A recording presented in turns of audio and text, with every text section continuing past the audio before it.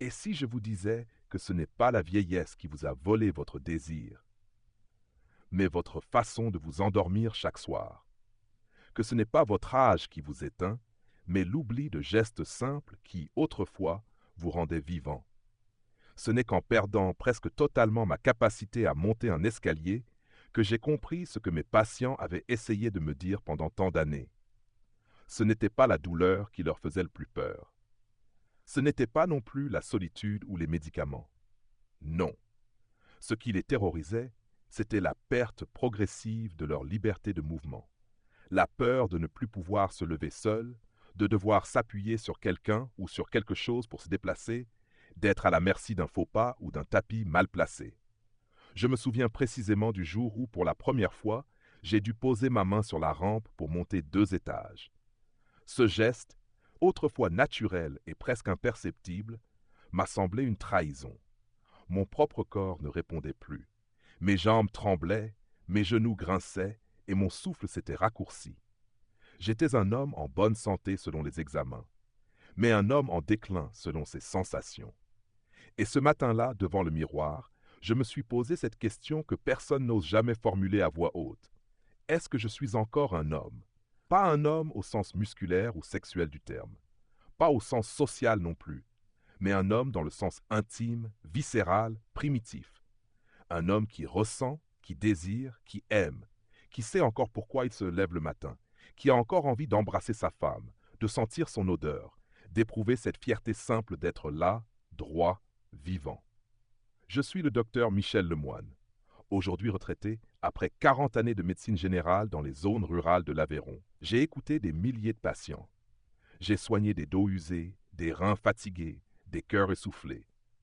Mais ce que j'ai surtout appris, c'est à entendre ce que les hommes ne disent pas. Des hommes de 60, 70, parfois 80 ans, qui viennent pour un petit problème de sommeil ou un manque d'énergie. Mais quand la porte se ferme, quand les regards croisent le sol, ce qu'ils veulent vraiment me dire, c'est « Docteur, je ne me reconnais plus ». Ce n'est pas une question d'érection ou de testostérone. C'est une question de présence à soi-même, de sensation d'utilité, de chaleur partagée, de regards croisés le matin, de silence pesant dans le lit conjugal. Une détresse invisible mais universelle. Et c'est là que commence ce que j'appelle le grand effacement. Je me suis longtemps demandé s'il fallait médicaliser ce malaise, le traiter avec des pilules bleues, des hormones ou des stimulations artificielles. Et puis, un jour, j'ai compris, ce n'est pas le corps qui lâche, c'est la relation à ce corps qu'on a oublié. Ce que je vais partager avec vous n'a rien d'extraordinaire, en apparence. Pas de formule magique, pas de miracle vendu à prix d'or. Juste une vérité que j'ai vue se confirmer chez moi, puis chez des dizaines d'hommes à qui j'ai posé un geste simple, 1 minute par soir. 1 minute pour dire à son corps, tu n'es pas fini, tu es seulement en pause. Avant d'aller plus loin dans ce témoignage sincère et personnel, je vous invite à soutenir cette chaîne. Si ce que vous venez d'entendre résonne en vous, si vous sentez que vous n'êtes pas seul dans ce questionnement silencieux, alors cliquez sur s'abonner. Cela m'encourage à continuer à enregistrer ces vidéos, à transmettre ce que la médecine classique ne dit pas, et surtout, à vous rappeler que vous avez encore de la valeur. Et maintenant, j'aimerais vous poser une question simple. Une question qui ne demande pas de diplôme, mais juste un instant d'honnêteté avec vous-même. Pensez-vous que ce qui vous manque le plus aujourd'hui, c'est A. L'énergie physique, B. Le sentiment d'exister pleinement? Écrivez votre réponse A ou B dans les commentaires. Je lis chacun de vos mots et vous verrez que vous n'êtes pas seul. À bientôt pour la suite. Parce que ce n'est pas fini. Parce que tant que vous ressentez encore quelque chose, vous êtes vivant. À la retraite depuis quelques années maintenant. Pendant plus de 40 ans, j'ai exercé dans une petite commune des Cévennes, au milieu des bois, du silence, des visages marqués par la terre et le temps. J'ai vu des corps se redresser, d'autres s'affaisser, et j'ai appris au fil des décennies que le vieillissement n'est pas une fatalité, mais une conversation que nous refusons trop souvent d'entendre. Quand j'ai cessé de pratiquer officiellement, je ne me suis pas arrêté d'observer, de chercher, de réfléchir. C'est dans cette période de retrait, ce calme apparent, que j'ai vu les choses autrement, et surtout que j'ai commencé à m'écouter, Moi aussi, parce que la médecine commence là, dans le silence qu'on offre à son propre corps. Je me souviens très bien d'une période particulièrement creuse. J'avais 68 ans. Ma femme était décédée 1 an plus tôt. Mes enfants étaient loin. La maison me paraissait immense, et surtout, mes nuits étaient devenues étrangères. Je ne dormais plus vraiment. Ou plutôt, je traversais des heures vides, sans repos, sans rêve. Mon corps, pourtant sain selon les standards médicaux, avait changé de langue. Il ne répondait plus. Ou plutôt, il ne me parlait plus. C'est moi qui ne savais plus l'écouter. Alors j'ai fait ce que je disais à mes patients de ne jamais faire. J'ai fui. 3 jours dans la forêt. Pas pour cueillir des plantes, pas pour méditer. Juste marcher. Loin de tout, loin même de moi. Et pourtant, c'est là que j'ai commencé à comprendre. Pas à travers une révélation soudaine ou une illumination mystique. Non. Juste à travers un constat simple, mon corps n'était pas en panne, il était en attente. Nous vieillissons comme nous oublions, en pensant qu'il est trop tard, en imaginant que tout ce qui s'éteint ne se rallume pas. Mais c'est faux, profondément faux. Le corps ne triche pas, il ralentit, il fatigue, il se protège.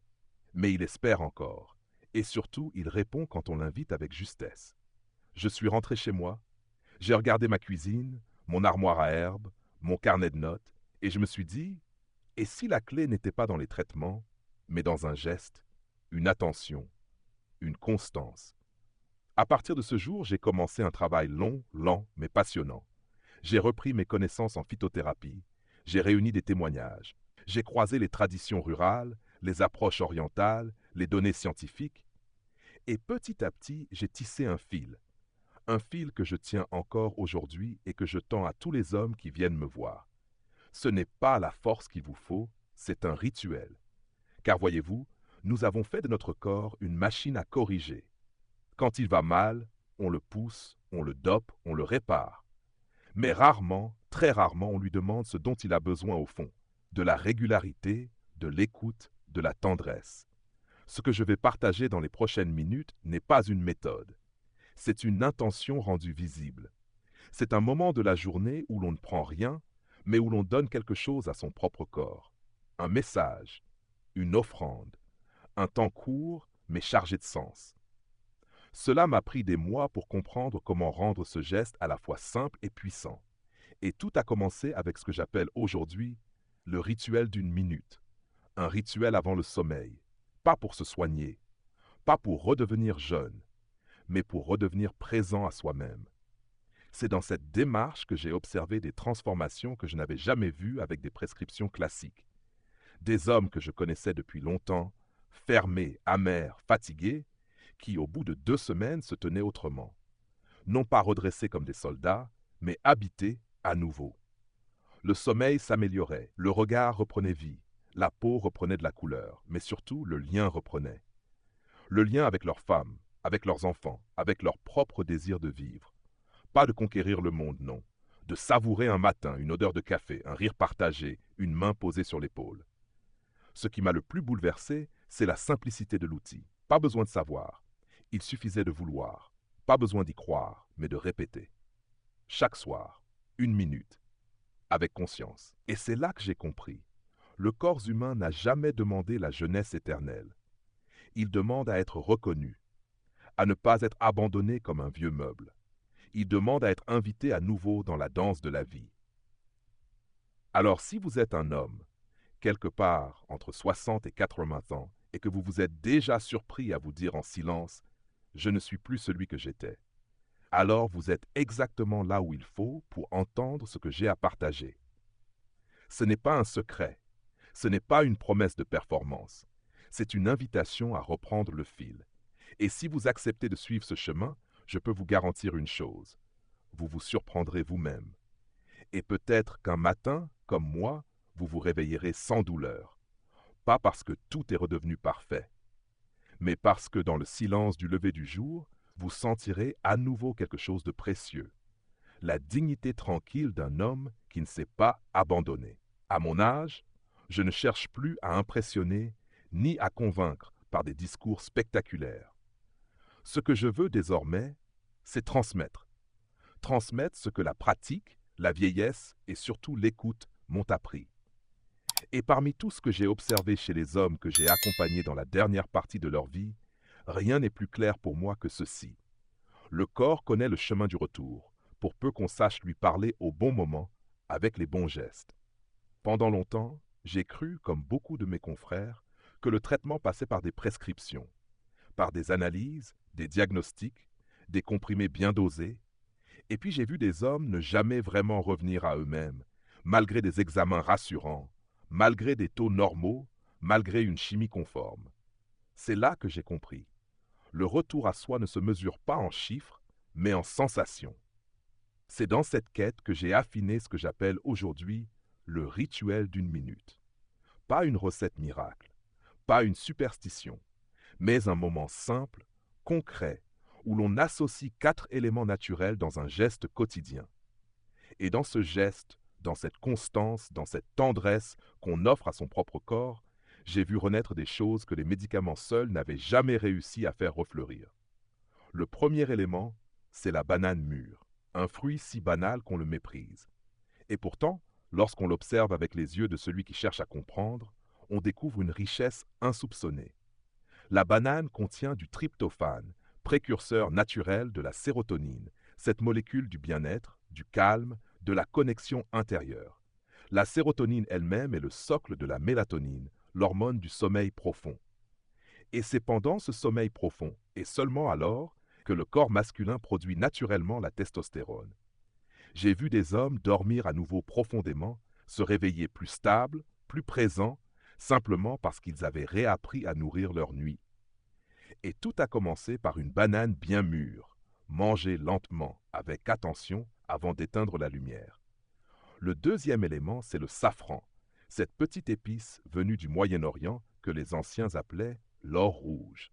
Ce que j'ai découvert en l'utilisant avec prudence et respect, c'est sa capacité unique à raviver ce que j'appelle le noyau émotionnel. De nombreux hommes après 65 ans ne perdent pas leur libido parce qu'ils sont trop vieux, mais parce qu'ils sont devenus émotionnellement muets. Ils ne rêvent plus, ils n'attendent plus, ils n'aiment plus comme avant. Le safran, par son action sur les récepteurs de la sérotonine et les circuits de la dopamine, vient comme frapper à la porte d'un cœur endormi.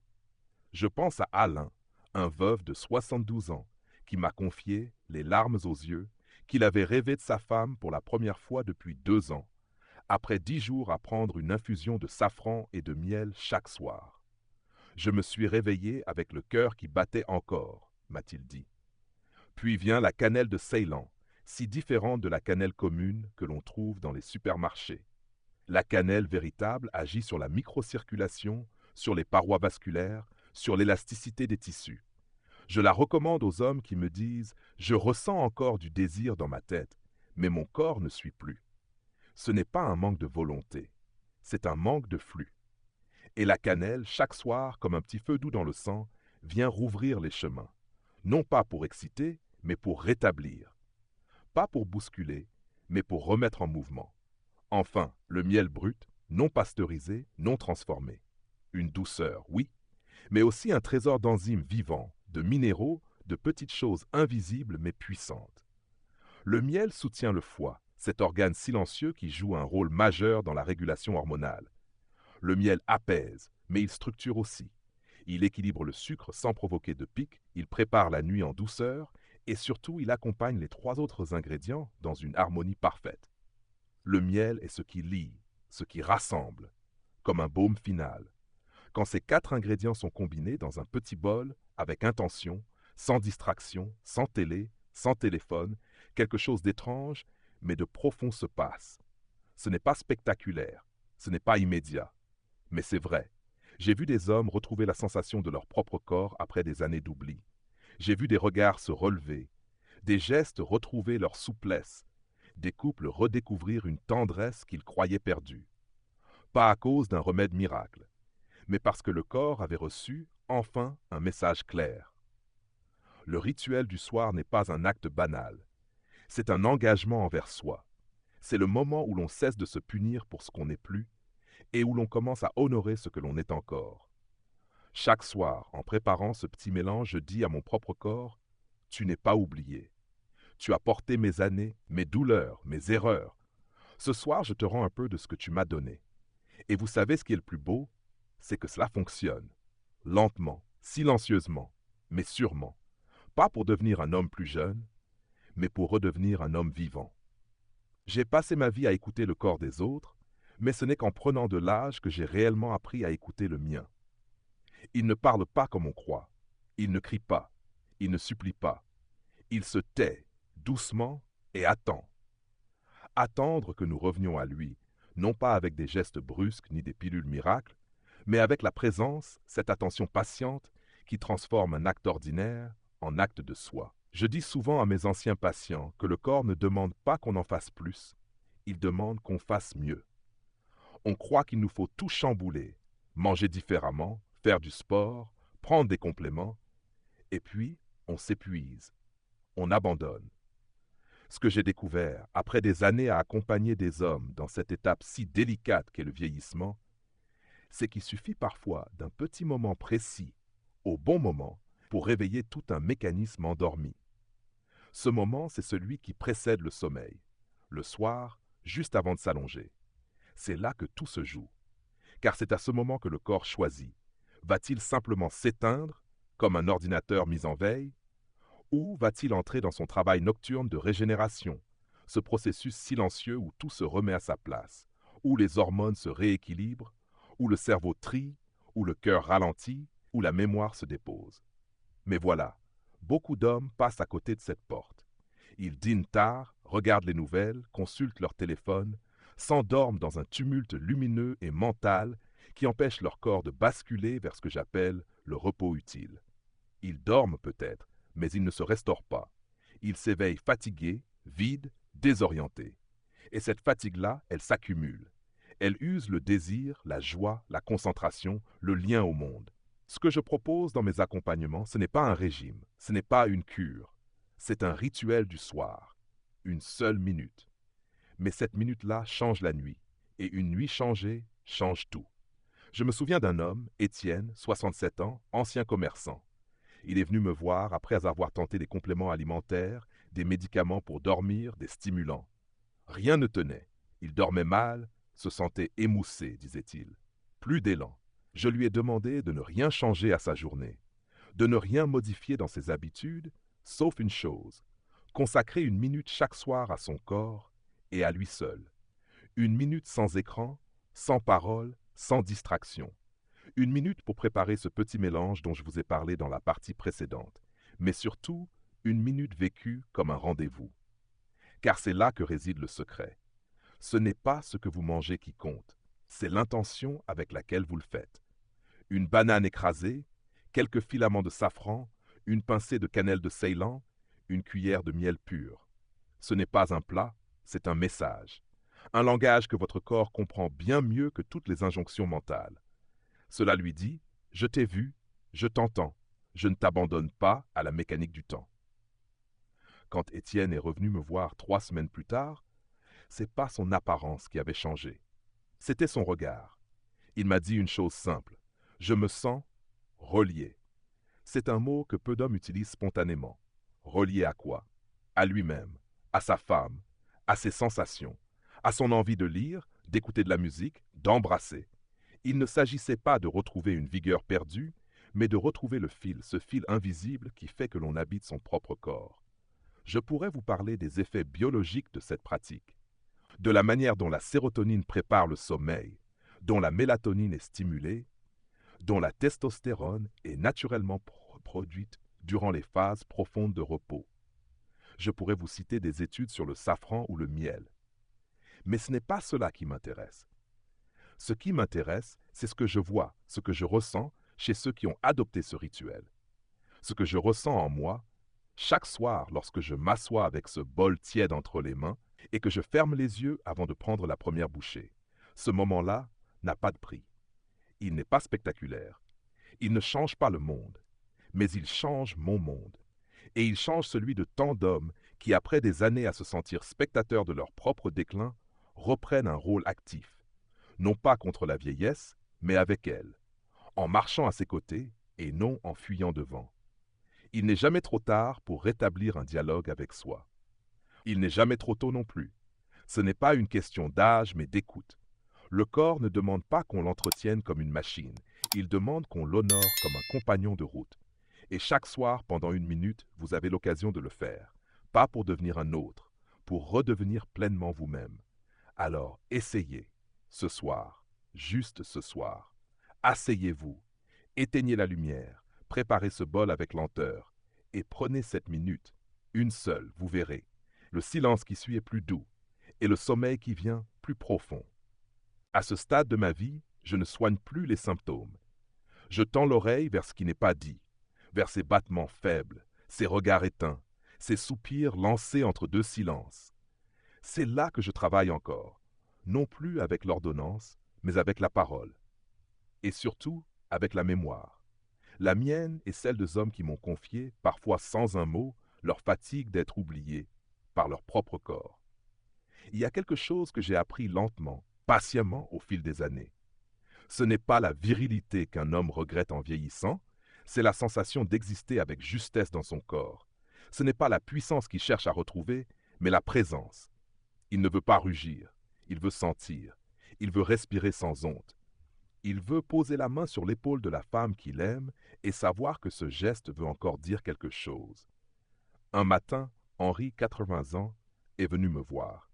Il marchait lentement, le dos légèrement voûté, mais avec une élégance modeste. Il s'est assis devant moi et a dit « Docteur, est-ce qu'à mon âge, on peut encore revenir ?» Je n'ai pas répondu tout de suite. J'ai vu dans ses yeux non pas une question d'orgueil, mais un appel discret à ne pas sombrer dans l'oubli. L'oubli de soi, l'oubli du désir, l'oubli du goût de vivre. Je lui ai parlé du rituel dont je vous ai déjà parlé. Pas comme d'un traitement, comme d'un acte de fidélité à soi-même. 3 semaines plus tard, Henri m'a envoyé une lettre. 7 mots, juste 7. J'ai rêvé de nouveau. Merci, docteur. J'ai lu ces mots comme on reçoit un témoignage sacré. Parce que rêver à cet âge, ce n'est pas seulement dormir. C'est être encore traversé par une émotion, une image, un élan. C'est la preuve que le corps, même fatigué, même ralenti, n'a pas cessé d'être vivant. Vieillir, voyez-vous, ce n'est pas un effondrement. C'est un changement de tempo. On ne court plus. On avance autrement. Mais pour beaucoup d'hommes, ce ralentissement est vécu comme une punition, comme une déchéance. On leur a dit que s'ils ne pouvaient plus faire l'amour comme avant, travailler comme avant, penser vite comme avant, alors ils étaient devenus inutiles. Je m'insurge contre cette idée. Elle est fausse, elle est cruelle, elle est dangereuse. Ce que je vois, c'est qu'un homme peut, à 75 ou 80 ans, redevenir profondément vivant s'il se remet en lien avec lui-même, s'il cesse de fuir le miroir, de fuir le silence, de fuir les nuits sans bruit, s'il accepte avec humilité et courage de s'offrir une place nouvelle, une manière nouvelle d'habiter sa peau, pas pour séduire, mais pour se reconnaître. Le rituel d'1 minute n'est qu'un prétexte, un outil. Ce n'est pas la banane, le safran, la cannelle ou le miel qui font le miracle. C'est le geste de s'arrêter chaque soir pour se dire « Je suis encore là ». Ce geste, répété avec constance, devient un ancrage. Il réveille des circuits oubliés. Il réchauffe la mémoire cellulaire. Il reconstruit doucement cette architecture invisible du masculin que le temps n'a pas détruite, mais seulement ensevelie. Et lorsque le corps commence à répondre à nouveau, par un sommeil plus profond, une envie plus douce, une énergie plus stable, alors c'est l'âme qui suit. Je l'ai vu des dizaines de fois. Des hommes qui me disaient « Je dors mieux, oui, mais surtout je ne suis plus en colère » ou « Ma femme m'a dit ce matin que j'avais l'air plus léger ». Ces petites phrases valent tous les bilans hormonaux. Le plus beau, c'est que cette renaissance ne fait pas de bruit. Elle n'a pas besoin d'être proclamée. Elle se vit dans l'intimité, dans les gestes simples. Un café partagé avec attention, une main posée plus longtemps, un sourire qui monte sans raison. La sensation que l'on peut encore aimer et être aimé sans avoir à prouver quoi que ce soit. Je dis souvent aux hommes qui me consultent, vous n'avez pas besoin de devenir quelqu'un d'autre. Vous avez seulement besoin de revenir à vous, au bon endroit, au bon rythme. Et ce retour ne se fait pas en courant. Il se fait en marchant lentement, chaque soir, vers soi-même. Alors si vous avez encore en vous une parcelle d'envie, même infime, même timide, n'attendez pas qu'elle disparaisse. Nourrissez-la, honorez-la. Ce n'est pas parce que vous avez dépassé les 60, les 70, les 80 ans que vous êtes arrivé au bout. Vous êtes simplement arrivé à cette phase de la vie où la qualité prend le relais de la quantité, où un regard compte plus qu'une conquête, où un geste sincère vaut mieux qu'une performance. Vous avez encore quelque chose à vivre. Et ce quelque chose commence souvent par un détail. Un bol le soir, une minute de silence, une respiration profonde et le courage d'y croire encore. C'est tout ce que je vous souhaite, d'y croire rien qu'un peu, et d'oser recommencer. Parce qu'un homme ne devient jamais inutile. Il devient précieux, surtout quand il se souvient de sa valeur. Il y a des choses dans la vie qu'on ne comprend qu'en vieillissant. Non pas parce qu'on n'était pas capable de les voir avant, mais parce qu'il faut du temps, de la perte, du silence et parfois même de la solitude pour qu'elles prennent enfin tout leur sens. Ce que je viens de vous partager à travers ces récits, ces réflexions, ces gestes simples répétés chaque soir, ce n'est pas une méthode miracle, c'est une manière d'exister autrement, quand l'âge avance et que le corps ne répond plus comme avant. Je suis médecin, j'ai accompagné des centaines d'hommes dans la dernière partie de leur vie. Et je peux vous dire, avec tout le poids de mon expérience, la souffrance la plus profonde n'est pas la maladie, c'est la sensation de ne plus être utile, de ne plus exister, d'être invisible même pour soi-même. Ce que ce petit rituel du soir permet de reconstruire, ce n'est pas seulement un équilibre hormonal ou une meilleure circulation du sang. C'est le lien entre l'homme et lui-même, entre l'homme et sa compagne, entre l'homme et la vie. Chaque soir, en s'asseyant pour préparer ce bol de douceur, une banane, un peu de safran, de la cannelle et du miel, l'homme ne nourrit pas seulement son corps, il ravive un dialogue intérieur, il rallume une présence. Ce n'est pas spectaculaire, ce n'est pas immédiat, mais c'est durable. Et cette durabilité est rare dans notre monde actuel, fait de solutions rapides mais superficielles. Ce que je vous propose ici, c'est l'inverse, un retour lent, sincère, humble, vers la vitalité réelle. Il ne s'agit pas de redevenir jeune, il s'agit de redevenir vivant dans la version actuelle de soi-même, d'assumer son âge, sa lenteur, ses rides, ses manques, mais aussi ses élans, ses envies, ses souvenirs, sa tendresse, et de les faire exister chaque jour un peu, plutôt que de se contenter de survivre entre deux nuits agitées. La vraie jeunesse, c'est de continuer à ressentir. Ressentir un frisson le matin, un silence plein de sens à deux, une main posée sur l'épaule. Et ce rituel, aussi discret soit-il, vous offre cela. Il vous redonne une place dans votre propre existence. La leçon à retenir, c'est simple. Prenez soin de vous non pas par peur de vieillir, mais par amour de continuer à vivre. Ne laissez pas votre corps devenir un étranger. Approchez-le, écoutez-le, nourrissez-le, honorez-le. C'est en le respectant que vous retrouverez la sensation d'être encore un homme entier, digne et profondément vivant. Et maintenant, une petite question pour vous. Qu'est-ce qui vous semble le plus important pour bien vieillir? A. Avoir un corps en forme. B. Avoir un esprit en paix. Dites-moi votre réponse dans les commentaires. A ou B, et surtout, expliquez brièvement pourquoi. Cela aidera d'autres personnes à réfléchir à leur propre parcours. Ensemble, on avance plus loin. Si ce contenu vous a parlé, si vous avez ressenti quelque chose de sincère en m'écoutant, je vous invite avec respect à vous abonner à cette chaîne. Et si le cœur vous en dit, vous pouvez faire un petit don selon vos moyens. Je suis un vieux médecin. Je ne cherche pas la gloire, mais à transmettre avant que le temps me rappelle à lui. Chaque geste de soutien, aussi petit soit-il, m'encourage à continuer, à partager d'autres savoirs, d'autres récits, d'autres gestes utiles pour cette période si précieuse qu'est la vieillesse. Merci d'avoir pris le temps d'écouter. Prenez soin de vous, vous le méritez.